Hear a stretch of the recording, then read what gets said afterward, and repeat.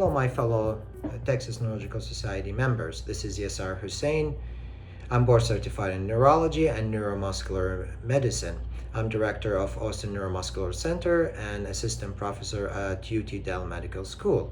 Today we'll talk about immune-mediated myasthenia gravis. As you know, majority of patients with myasthenia gravis will present with ocular symptoms like ptosis and binocular diplopia.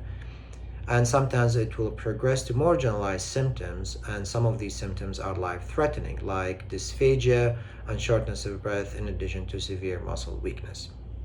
The diagnosis of myasthenia gravis is established with the clinical presentation in addition to educator diagnosis studies and the serology. Majority of patients with myasthenia gravis will have positive acetylcholine receptor binding antibody up to 85%. The remainder are a combination of anti-MuSK antibody and LRP4 antibodies, and a small percentage are seronegative generalized myasthenia. The treatment of myasthenia gravis depends on the severity. For mild ocular symptoms and non-disabling symptoms, I usually start with pyridostigmine 60 mg 3 to 4 times a day as tolerated. And if the symptoms are progressed to more severe and generalized symptoms, I proceed with immune suppression therapy as prednisone. I start 5 mg daily, gradually increase on weekly basis by 5 mg to a goal of 50 to 60 mg a day until we achieve remission. And after the patient is stable for about 30 to 60 days, then I will start the tapering process by 5 mg every month. If the patient fails the tapering process, then we'll proceed with the steroid-sparing agents like Cellcept and methotrexate. Other therapies also need to be considered are eculizumab, which is a C5b9 inhibitor, when other conventional therapy fails. Rituximab also need to be considered specifically for MuSK antibody positive myasthenia gravis patients.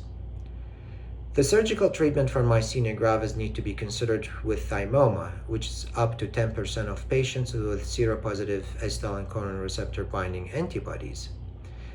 The thymectomy is done for all thymoma patients, but also need to be done without the presence of thymoma in every patient under the age of 60 if it is feasible.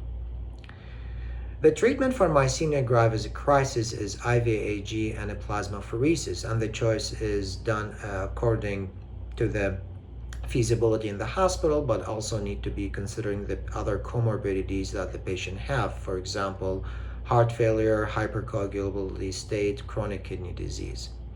IVIG and a plasmapheresis also could be used as a chronic therapy with the failure of the above option we mentioned earlier. Prognosis of myasthenia gravis is depending on the age of gender. Older male patient have a better prognosis, and younger female patient having a worse prognosis.